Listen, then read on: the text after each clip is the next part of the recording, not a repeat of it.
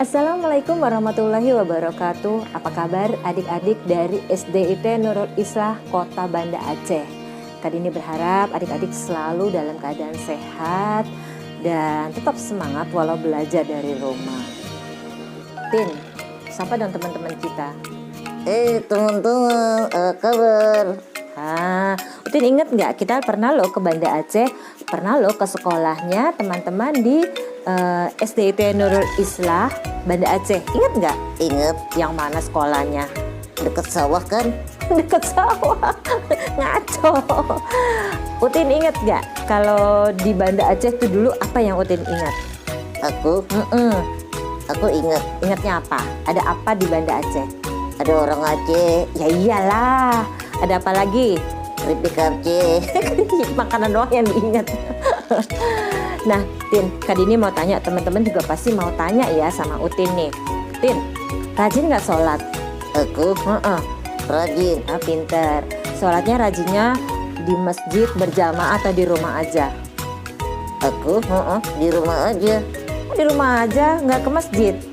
Kadang ke masjid, Kadang ke masjid. soalnya enak ke. Enaknya di masjid kenapa? Pahalanya banyak?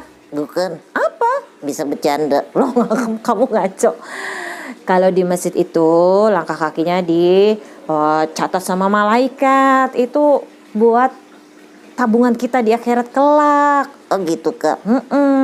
Teman-teman juga rajinnya sholat di masjid. Tapi selama pandemi ya, kalau belum aman tetap kita sholat di rumah bersama keluarga. Nah, karena kan ini tanya, kalau Utin nih punya misalnya baju, ada yang bagus, ada yang jelek. Terus ada orang nih yang minta bantuan sama Utin. Utin kasih nggak? Kasih. Kasih yang mana? Yang jelek, Kok yang jelek? enak aja. Kalau yang bagus punya aku. Yang bagus. Kamu nggak kasih yang bagus? Enggak mau, enak aja. Oh, kalau misalnya ada orang minta makanan sama Utin, Jangan, pelit. aku kasih deh. Kasih. Banyak? Sedikit aja. Tin, nih, ini punya cerita tentang salah seorang sahabat Rasulullah yang rajin sholat ke masjid, rajin juga sedekah. Mau tahu ceritanya? Mau. Oke, simak ya. Oke, teman-teman, Apa lagi? sebelum nyimak, jangan lupa Apa? like, Like, subscribe, subscribe. and share channel ini. Oh, terima kasih Utin. Sama-sama kakak. Keke. Lihat ke depan. Nah, adik-adik, hari ini Kak Dini akan bercerita tentang Sya'ban. Siapa Kak? Sya'ban itu, Tin, adalah salah seorang sahabat Rasulullah. Tin, Sya'ban itu rumahnya nggak di dekat Masjid Nabawi loh.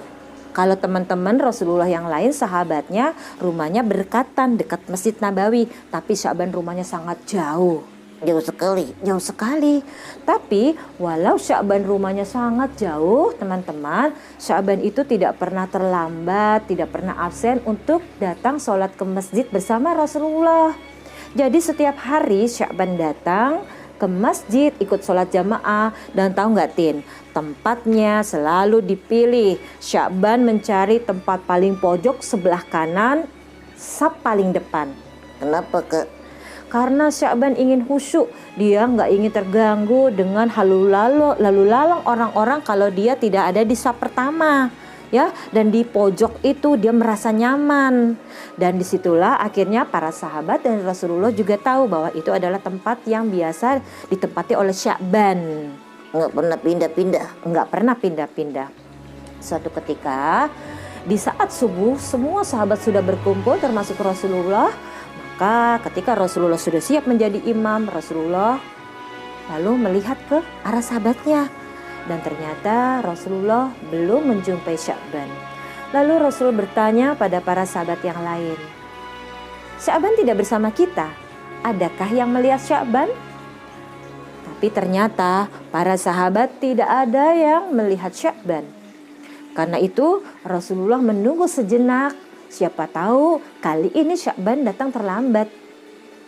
Tapi hari sudah mau bertambah lama, bisa bertambah siang. Maka Rasul pun tak khawatir kalau subuhnya habis, maka Rasul pun akhirnya memimpin sholat subuh. Kali ini tanpa Sya'ban. Nah, usai sholat subuh, Tin, Rasul bertanya kembali kepada para sahabat. Sahabatku, adakah yang tahu kabar Sya'ban? Ada Kak. Tapi ternyata para sahabat tidak ada yang mengetahui kabar Sya'ban hari itu kenapa tidak hadir. Lalu Rasulullah bertanya kembali, kalau begitu, adakah yang tahu rumahnya Sya'ban?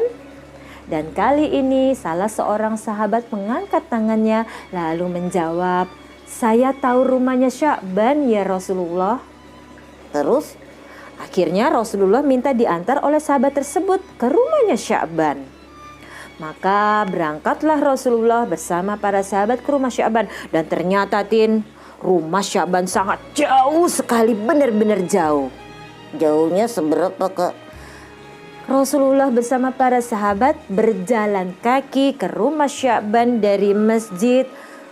Itu kurang lebih 3 jam. Oh, jauh sekali. Bener, Tin, ternyata jauh sekali. Bayangkan adik-adik, setiap hari Sya'ban datang dari rumah ke masjid selama kurang lebih 3 jam.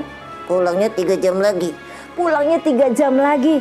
Bayangkan hanya untuk sholat bersama Rasulullah di masjid, sholat jamaah. Tapi setiap hari dilakukan, tidak ada absen. Baru sekali absen. Baru sekali absen. Menjelang siang Rasulullah sampai di rumah Sya'ban. Diketuk pintu rumahnya. Dek dek dek dek dek dek. Assalamualaikum. Waalaikumsalam. Yang jawab adalah istrinya Sya'ban. Keluarlah istrinya Sya'ban dari dalam rumahnya. Waalaikumsalam. Lalu Rasulullah bertanya, benarkah ini rumah Sya'ban? Wanita itu pun menjawab, benar ya Rasulullah. Maka Rasulullah kembali bertanya, hari ini Sya'ban tidak sholat berjamaah subuh bersama kami. Kemana Sya'ban? Lalu wanita tersebut pun menjawab, duhai Rasulullah, hari ini pagi tadi suamiku Sya'ban telah wafat. Ia telah meninggal dunia. Innalillahi. Rasulullah bersama sahabat pun juga sama, Tin, langsung mengucapkan innalillahi wa inna ilaihi raji'un. Tapi kemudian istri Sya'ban bertanya pada Rasulullah, wahai Rasulullah, tadi menjelang wafat suamiku mengatakan 3 hal. Aku tak tahu apa maksudnya. Aku takut itu menjadi pertanda buruk untuknya. Lalu Rasulullah pun bertanya, wahai ibu, apa yang diucapkan suamimu? Istri Sya'ban lalu berkata, suamiku mengucapkan 1 kalimat, lau kana ba'idah. Yang kedua, lau kana jadidah. Yang ketiga, lau kana jami'an. Apa maksudnya ya Rasulullah? Aku takut itu pertanda buruk untuknya. Buruk Kak. Tapi Rasulullah tersenyum. Ketika melihat senyum Rasulullah, sang istri Sya'ban pun bertanya kembali, ya Rasulullah, kenapa enggak tersenyum? Bisakah engkau jelaskan apa maksudnya? Maka Rasulullah pun berkata, wahai ibu, ketika menjelang sakaratul maut tadi, Allah telah membuka tabir riwayat perjalanan suamimu. Suamimu Sya'ban berkata, lau kana ba'idah. Seandainya jauh. Apa artinya Kak? Artinya saat itu Allah membukakan suatu peristiwa di mana setiap hari Sya'ban melangkah untuk sholat berjamaah ke masjid dari rumahnya menuju ke masjid di Masjid Nabawi. Itu bayangkan Tin, 3 jam perjalanan pergi dan pulang. Dan ketika itu langkah-langkah kakinya dicatat malaikat. Maka Allah memperlihatkan ganjarannya, yaitu berupa pahala yang banyak, juga surga yang indah. Lau kana ba'idah. Lah, Sya'ban berkata, kalau dia lebih jauh lagi, jalan langkah kakinya ke masjid, kalau rumahnya lebih jauh lagi, maka langkah pahalanya akan lebih banyak dan ia akan dapatkan surga yang lebih indah. Lalu yang kedua, suamimu mengatakan laukana jadida. Saat itu diperlihatkan kepada Sya'ban, suatu hari ketika akan sholat berjamaah ke masjid, lagi terjadi musim dingin, Tin. Nah, saat itulah Sya'ban memakai dua baju. Yang satu bagus di bagian dalam, yang di luar dipakai yang usang. Dan ketika berjalan, Sya'ban melewati ada seorang yang meringkuk kedinginan dan dia tidak memakai baju. Dan karena iba, Sya'ban lalu membuka satu bajunya yang usang lalu diberikan kepada orang tadi. Sama Allah diperlihatkan. Ketika sakaratul maut, Allah memperlihatkan pahala ganjaran atas rasa iba Sya'ban kepada orang tadi. Dan diberikan bajunya yang usang, pahalanya juga dapat. Allah memperlihatkan pahala yang banyak juga surga yang indah. Lalu Sya'ban berkata, laukana jadida. Kalau saja yang baru yang diberikan, pasti pahalanya lebih banyak lagi. Dan yang ketiga, suamimu tadi mengatakan laukana jami'an. Andaikan semuanya. Maksudnya apa? Maksudnya ketika sakaratul maut Allah membukakan tabir. Saat itu Sya'ban sedang sarapan pagi di rumahnya. Tapi dipegangnya hanya sepotong roti. Ketika hendak dimakan, datanglah seorang pengemis yang meminta sedekah. Karena sudah 3 hari ya tidak makan dan perutnya kelaparan. Maka Sya'ban memotong roti tersebut, sebelah untuknya dan sebelah lagi untuk pengemis tadi.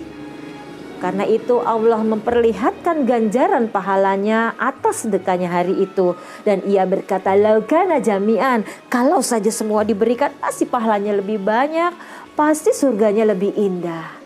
Karena itu Sya'ban mengucapkan kalimat tadi seperti ia telah menyesal. Kok nyesel? Karena ia memberikan sesuatu, cuma misalnya kenapa sepotong, kenapa nggak semuanya? Karena ternyata janji Allah adalah itu pasti diberikan pahala atas segala kebaikan kita. Masya Allah. Nah, jadi tahu kan Tin, ternyata sahabat Sya'ban saja yang sudah berbuat baik ketika sakaratul maut menyesal. Kenapa nggak semuanya? Padahal dia sudah mendapatkan husnul khotimah. Kakak, Kenapa? aku pernah dengar cerita. Kenapa? Orang yang sudah mati, meninggal, di dalam kubur banyak yang minta dibangkitkan kembali. Bener. Tahu nggak kenapa? Katanya mereka mau berbuat baik.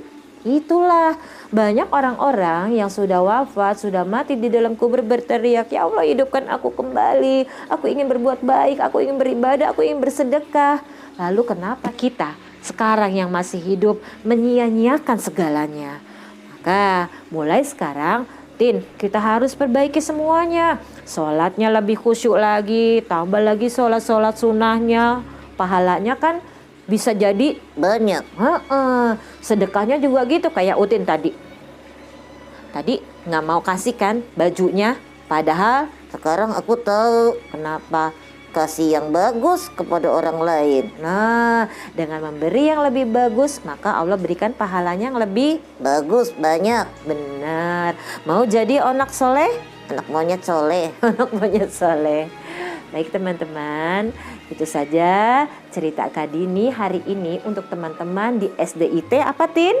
Nurul Islah Banda Aceh. Semoga kisah hari ini bisa menginspirasi kita semua untuk menjadi orang yang